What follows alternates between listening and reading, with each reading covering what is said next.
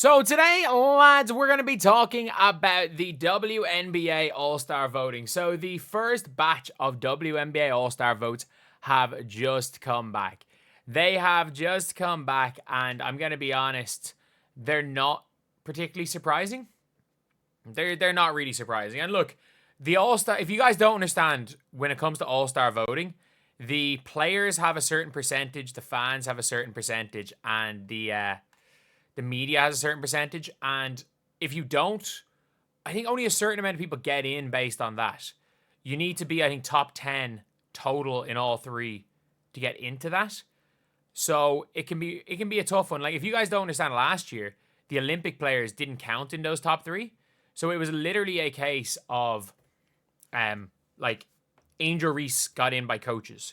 So the only players that I would assume are gonna get in on, like, based on that is, I think it'll probably be, I think Caitlin will, obviously. Caitlin will get in. And I think it's to pick the starters, I think. So I think it'll be Caitlin, it'll be Fee, it'll be Aaliyah, it'll be Aja, it'll be Stewie, it'll be Paige. Like, Angel Reese is 13th in All-Star voting, lads. She is 13th in All-Star voting. 13th. Like, she's not even, like, even Angels fans won't vote for her. She's 13th. She is behind Lexi Hull in All-Star voting. Not only do the Angel Reese fans not buy merchandise, not only do they not buy merch, they don't buy merch, they don't watch games, and they don't even vote for her for All-Star. She has less All-Star votes than Satu Sabli. Satu has more All-Star votes. Like, Natasha Howard has almost as many All-Star votes as her. Caitlin Clark has 4 times as many All-Star votes. More than 3 times. Almost 4 times as many votes. 3.5 times as many votes as Angel Reese. So, I don't want to hear one word now about, the WNBA is for me too, because Napheesa Collier is the second most popular player, it seems. Aja Wilson is 4th, behind by a long way, by the way. Like, there's a big gap between Aja Wilson and Napheesa Collier. There's a big, and Aaliyah Boston's 3rd. I would be shocked if Aaliyah Boston doesn't end up 2nd.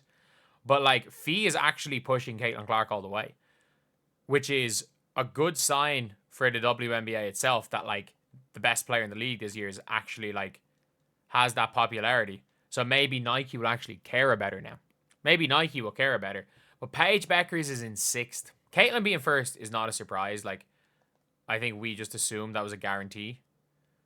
Like, Caitlin being 1st, it's like we all knew that was the thing.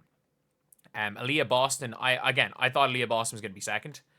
I thought Lexi Hull was going to be a little bit higher than she is. She's 9th at the minute. But we're looking Gabby Williams 17th. Natasha Howard in 16th is, again, a good surprise. But, like, Natasha Howard having more votes than Alyssa Thomas is hilarious. It is hilarious. This is the most, by the way, officially the most All-Star votes Natasha Howard has ever had in her career. Because if you guys don't know, in 2020, 2 years ago, most All-Star votes was 70,000. 70,000 was the most All-Star votes. So the captains are almost certainly going to be Caitlin Clark and Napheesa Collier. Like, that's almost certainly going to be the captains, and that's fair. You've got Caitlin Clark, who's been about the 5th or 6th best player, but is the most popular player in the WNBA this year. And you've got the best player in Napheesa Collier. So, like, I think it's a given that they're going to be the 2 teams, and I would assume Fee's going to pick a lot of her players. So, again, other players that are shocked, like Sophie Cunningham has more votes than Jackie Young, which is not a surprise at all. I'm surprised at how few votes Kate Martin's gotten this year. Like, I would have thought Kate Martin would have a lot more votes. And then with Kiki Iriafen being in 10th, I thought we would have seen a lot more Sonia Citron votes. So Sonia Citron's very low. And, like, I understand, again, there's, like, a lot, like, very few guards. Very few guard spots, but still. And then you've got Sykes. Like, you've got Damiris Dantas, who has more votes than, like, Kayla Thornton, who's a borderline All-Star. More votes than Marina Mabry. Orike has 60,000 votes. Come on, Dallas fans. You got to do better than this. You've given Orike 60,000 votes. Dijonay has more votes than Orike. Dijonay. Temi. Like, Temi has more votes than Orike. And by the way, Temi has had a more positive impact on her team, which I know people are going to say, oh, you're wrong about that. Temi has had a more positive impact on her team than Enrique this year. Unpopular opinion. But Marina Mabry with only 59,000 votes is a bit of a surprise. But all in all, I would have thought Michaela Timpson would have more votes than she does. But, like, Damiris Dantas having, like, it is just, again, the Caitlin Clark effect. Like, Sophie Cunningham's probably going to be top 4 or 5. She's probably going to be top 4 or 5 when this is all said and done. Because it's just a mad out situation. But I think she's going to be top 4 or 5. Obviously, Skylar Diggins is there. And, look, it is just a crazy one here. And, like, let's take a look at the responses. How many All-Star spots are there? So 10 get in based on fan vote, based on everything. Only 10 do, and then it's coaches. So based on fan player vote, the 10, I don't think Lexi Hull's going to make it from that. Satu probably will. Alyssa Thomas probably will make it as a starter. These fan votes only 50%. But you're looking, in fairness, Angel Reese probably will make it on merit if she plays a bit better. But based on the based on how she's been playing recently, I would have her just outside All-Star right now, but trajectory towards All-Star. I think Lexi Hull might mess around and make the All-Star team. I think she could F around and make that All-Star team. Like, that would be funny if Lexi Hull went and made the All-Star team, wouldn't it? But yeah, so Satu is almost certainly going to make it. Kelsey Plum. Kiki won't. Oh, Kiki might be a starter, you know. I have this sneaky feeling that Kiki Iriafen might actually be a starter in the All-Star team. But where the Brittany Sykes is obviously on the other page.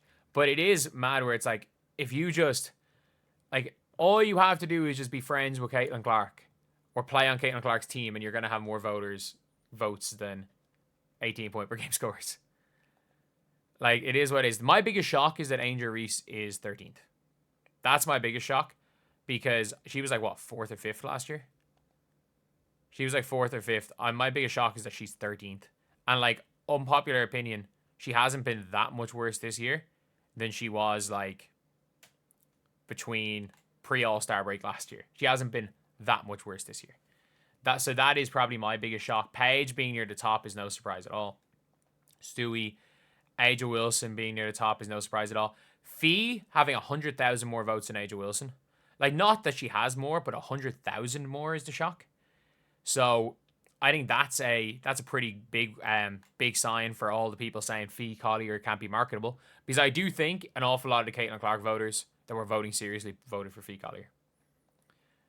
But, like, Fee giving Caitlin Clark a run for her money was a surprise. I did not have that on my bingo card.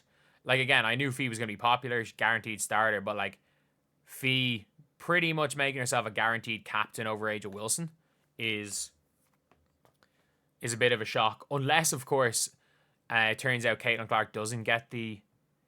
I'm trying to think, if Caitlin Clark wins the fan vote, what it would take for her to not get an All-Star. Or to not be a starter. Because she's a captain if she's a starter. It would probably take the players and coaches, I'm not joking when I say this, voting her, or the players and media voting her for guards around the 10. Like, that's what it would take for, it would take the players and the media voting her around 10 for her to not make the All-Star team. And there's no way for guards she'll be 10th. There's just no way, right? Like, they would have to vote her below Sabrina, Kelsey, Paige, Jackie Young, Ryan Howard, Alicia Gray. Like, they'll vote her below Alicia Gray. They'll vote her below possibly Sabrina. The players will vote her below Kelsey.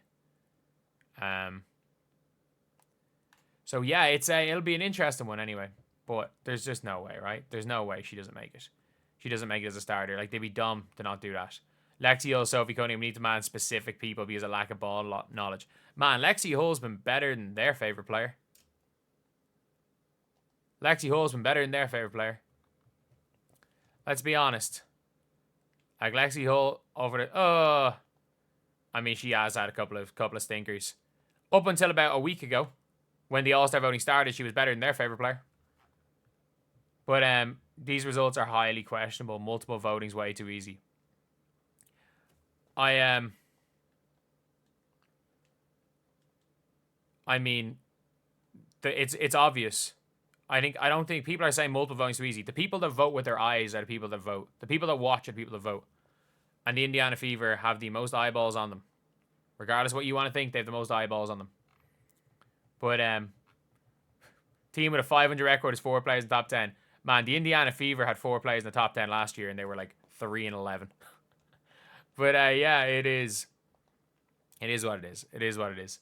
So anyway, yeah, my biggest shock is the Angel Reese of 14. But anyway, I'll see you guys.